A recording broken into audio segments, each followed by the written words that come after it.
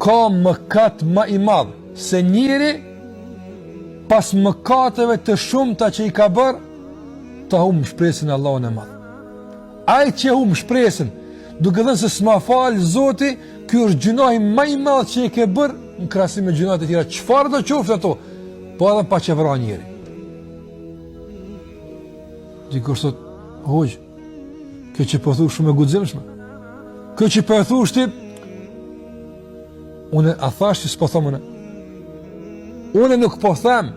Zoti i madh në Kur'an po thot, o Rabbrit e mi, o ju që unë ju kam krijuar, ju që keni bu israf. Alladhina asrafu ala anfusihim. Ju që nuk keni lënë gjunah pa bo, juve po i thiri. La taqnatu min rahmatillah. Mos gaboni asesi ta humni shpresën në mëshirën e Zotit. Pse o Zot? Inna Allaha yaghfiru dhunuba jami'a. Nga se Allahu i fal të gjitha mëkatet. Pikë. Përfundoj fjala e Zotit.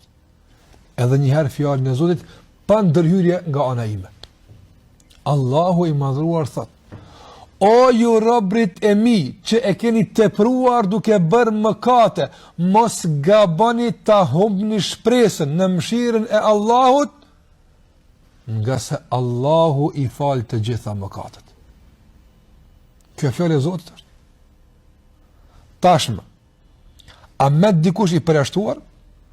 A met një gjuna pa u përfshi në mundësinë e pendimit? Asnjë.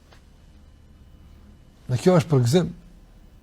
Kjo është përgëzim që pas të përzimi ne mund të sillim këtë konkludim. Duke thënë, nuk ka mëkat, nuk ka shkelje, nuk ka krim që e bën njeri në fytyrën e tokës, ku do qoftë ta bën atë krim, e që mos t'i ipet mundësia për të pendu dhe për të kësi.